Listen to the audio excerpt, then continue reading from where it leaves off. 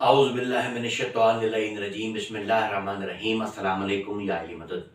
عزیزان محترم، جتنی دیر میں یہ بسم اللہ کی تلاوت کی گئی ہے، آپ یہ بات سن کر حیران ہوں گے کہ اس وقت میں دنیا میں کسی نہ کسی جگہ پر کسی نہ کسی شخص نے خودکشی کر لی ہے، کیونکہ ایک سال میں 8 لاکھ لوگ خودکشی کر کے مرتے ہیں۔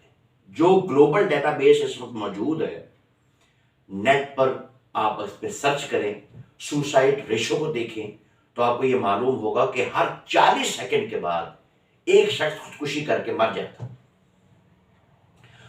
وہ ممالک میں کیونکہ موضوع اس لیے لیا ہے کہ خودکشی کا خبر جو ہے یہ میڈیا پہ چل رہی ہے اور وجہ ڈپریشن بیان کی جا رہی ہے، مالک پاک کسی باپ کو اس کے بیٹے کا جنازہ نہ اٹھانا پڑے، اور ہم دعا گو ہیں مالک انہیں صبر جمیل عطا فرمائے۔ لیکن آج ہم اس ویڈیو میں یہ بیان کریں گے کہ ڈپریشن کی وجوہات کیا ہیں اور اس کا علاج کیا ہے، کیونکہ سوشل میڈیا پر یہ سوال اٹھ رہے ہیں کہ اسلام نے اس بارے میں کیا کیا ہے اور کیا علاج بتایا ہے، دین میں اس بارے میں کیا حکم ہے۔ دیکھیے، جن ممالک کی طرف ہم جانا چاہتے ہیں، میں چھوٹا سا آپ کو ایک ڈیٹا بیس پہلے تو آپ خدمت میں عرض کرتا چلوں کہ جن کے لیے ہم جانے کے لیے ویزے لگواتے ہیں، مثال طور پہ یو ایس ہے، یو ایس میں یہ تعداد اگر 1 لاکھ لوگ مرتے ہیں تو کم از کم 14 افراد 1 لاکھ مرنے والوں میں سے خودکشی کر کے مرے۔ ہمارے ہمسایہ ملک میں ہندوستان میں 1 لاکھ میں سے 12 افراد خودکشی کر کے مرتے ہیں۔ پاکستان میں یہ تعداد 9 ہے۔ ساؤتھ افریقہ میں ہر 1 لاکھ مرنے والوں میں سے 23 مرنے والے خودکشی سے مرتے ہیں۔ جرمنی میں یہ 8 ہیں، ساؤتھ کوریا میں 21 ہیں، بیلجیم میں 18 ہیں۔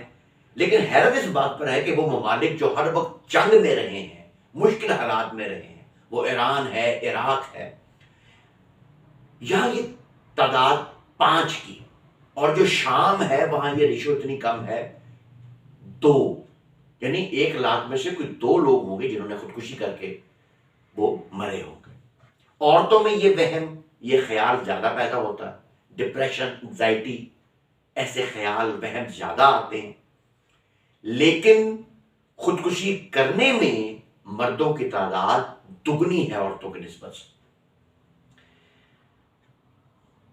جب کوئی طلب باقی نہ رہے، انسان خود کو بے مقصد محسوس کر رہا ہو، ایک انجانا سا غم آپ پر طاری ہے، انگزائٹی، سیڈنس، سیڈزم، دل کا اچاٹ، میرے مولا نے اس موضوع کو ایڈریس کیا ہے، خطبہ ہے، خطبہ وسیلہ بہار الانوار میں موجود ہے۔ میرے مولا فرماتے ہیں اگر مایوسی تمہارے دل پر غلبہ پا لے تو افسوس اس کو مار ڈالتا۔ اگر مایوسی تمہارے دل پر غلبہ پا لے تو افسوس اس کو مار ڈالتا، یعنی تمہارے قلب کو ختم کر دیتا۔ ایک وجہ میرے مولا ارشاد فرماتے ہیں اس شخص پر غصہ کرنا جس پر تمہارا بس نہ چلتا، تمہیں مستقل غم میں مبتلا رکھتا۔ جیسے آپ کچھ لوگوں کو دیکھتے ہیں حکومت کا گلہ کر رہے ہیں، شکوہ کر رہے ہیں، گھریلو معاملات کا شکوہ کر رہے ہیں کہ یہ ہوتا ہے، وہ ہوتا ہے، یہ حکومت میں ایسے ہوتا ہے، لیکن چونکہ آپ کا بس نہیں چلتا، یہ مستقل غم آپ کے دل پر غلبہ پا لے گا، آپ کو پریشان رکھے گا، جو کہ ڈپریشن اور انگزائٹی میں ڈیولپمنٹ ہوگی۔ میرے مولا کائنات فرماتے ہیں اس کی ایک وجہ حسد ہے، دل میں نہ ختم ہونے والا غم پیدا کرتا ہے، بے سکونی پیدا کرتا ہے، تمہارے قلب کو مردہ کرتا ہے حسد۔ میرے مولا کائنات کے خوبصورت فرمان، میرے مولا فرماتے ہیں کہ دنیا میں رہو، دنیا تم میں نہ رہے، یعنی اگر تم ہر وقت دنیا کے طلبگار ہو تو ایک وقت میں تم خود کو بے مقصد محسوس کرو گے، کیونکہ تمہاری تخلیق کا مقصد دنیا کا حصول تھا ہی نہیں۔ تم خود محسوس کرنے لگو گے کہ میں کیا کر رہا ہوں۔ اپنا مقصد، اپنا گول واضح رکھو۔ کیا تم اپنے رب کو پا چکے ہو؟ کیا زمانے کے امام کو راضی کر لیا ہے؟ کیا تم اپنے امام کے لیے تیار ہو؟ زمانے کے امام کے لیے تم کیا کر رہے ہو؟ ان کی نصرت کے لیے تمہارے اندر کیا کیفیت؟ یہ وہ جذبات ہیں جن پر انسان کی تخلیق ہوئی۔ کیونکہ وہ مقصد ہے جنہیں پانا ہے، وہ انتظار کہ میرے مولا کا ظہور ہونا. اگر یہ کیفیت انتظار تمہارے اندر موجود ہے تمہیں ڈپریشن نہیں ہو سکتا. یہ کیفیت اور ہے، جو انتظار میں بیٹھا ہے وہ اور کیفیت میں بیٹھا ہے. میرے مولا کائنات فرماتے ہیں یہ یعنی وجوہات ہیں، اسباب ہیں. میرے مولا نے اس کے علاج بھی بیان فرمائے. میرے مولا فرماتے ہیں کہ جو شخص اللہ سے ڈرتا ہے اللہ مخلوق میں اس کا ڈر پیدا کر دیتا ہے، پھر ہر چیز اس سے ڈرتی ہے. لیکن جو اللہ سے نہیں ڈرتا پھر وہ ہر چیز سے ڈرتا ہے. ہیلوسینیشنز، وہم، یہ مجھے کچھ نہ کر دے، یہ نہ ہو جائے، وہ نہ ہو جائے، وہم وسوسے.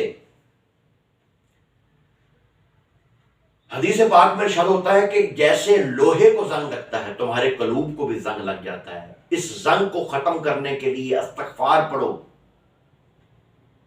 اچھا، ایک میرے مولا نے کیا خوبصورت امام صادق علیہ السلام اللہم صلی اللہ محمد وعلی محمد ارشاد فرماتے ہیں کہ نوح نے اللہ پاک سے پوچھا، اے پاک و پروردگار میں اپنے اندر یہ غم محسوس کرتا ہوں، پریشانی محسوس کرتا ہوں. میرے مولا فرماتے ہیں اللہ نے کہا کہ تم انگور کھاؤ. انگور میں وہ تاثیر ہے کہ تمہارے قلب کو سکون دے گا اور تمہارے غم کو دور کرے گا. میرے مولا رضا بادشاہ ارشاد فرماتے ہیں کشمش کھاؤ. میرے مولا علی فرماتے ہیں کہ اگر تم ایسے غم میں مبتلا ہو جس کی وجہ تمہیں محسوس نہیں ہو رہی کہ میں کس غم میں مبتلا ہوں، ایک ڈپریشن میں بے مقصد محسوس کر، اپنے سر پہ ٹھنڈا پانی ڈال. امام موسیٰ کاظم علیہ السلام ارشاد فرماتے ہیں اپنے دن کو 4 اوقات میں تقسیم کر لو. ایک وقت وہ ہو کہ جس میں تم اللہ سے سرگوشیاں کرو، دوسرا وقت وہ ہے کہ جب تم حصول رزق کرو، تیسرا وہ وقت ہوگا دن کو جو تم نے تقسیم کیا ہے، تیسرا وقت وہ ہوگا کہ جب تم سوشلائزنگ کر رہے ہو، مومن سے مل رہا، اپنے بھائی سے مل رہا، گھر والوں سے بھی ملاقات، باہر مومن سے ملاقات. اور جب تم مومن سے ملتے ہو، جب تم اس سے مصافحہ کرتے ہو، اس سے اپنے سینے سے لگاتے ہو، تمہارے قلب میں سکون پیدا ہوگا. اور چوتھا وقت میرے مولا فرماتے ہیں وہ وقت ہے وہ جو بس تمہارا وقت، وہ تمہارے لیے. اور یہ وہ وقت ہے جس کی مدد سے تم دن کے باقی 3 وقت گزارتے. آخر میں قرآن پاک کی ایک آیت، کیونکہ ہم ہمیشہ یہ سنتے ہیں کہ اللہ کا ذکر قلوب کو اطمینان دیتا ہے. اللہ کا ذکر جو ہے قلوب میں اطمینان پیدا کرتا ہے. سورہ عنکبوت ہے، اس کی 45 نمبر آیت ہے. اللہ پاک ارشاد فرماتا ہے بسم اللہ الرحمن الرحیم ان الصلاۃ تنہا عن الفحشاء والمنکر ولذکر اللہ اکبر. بے شک نماز تمہیں بے حیائی اور برائی سے روکتی. ولذکر اللہ اکبر، ذکر اللہ اکبر، اللہ کا ذکر سب سے بڑا. نماز بے حیائی سے برائی سے روکتی ہے مگر اللہ کا ذکر سب سے بڑا. نماز کی بات ہوگی پھر یہ اللہ کا ذکر کون سا ہے؟ میرے مولا فرماتے ہیں کہ میرے ذکر سے بڑا اللہ کا کوئی ذکر نہیں. اس ولایت کو اپنے دل میں بسا لو. جس کے دل میں اللہ کی ولایت ہے، خانوادہ تطہیر کی مودت ہے، اس پر پھر یہ انگزائٹی ڈپریشن اثر نہیں کرتے. امید ہے میرا پیغام آپ تک پہنچا ہوگا. حیدرآباد نقوی کو اجازت دیجیے. السلام علیکم.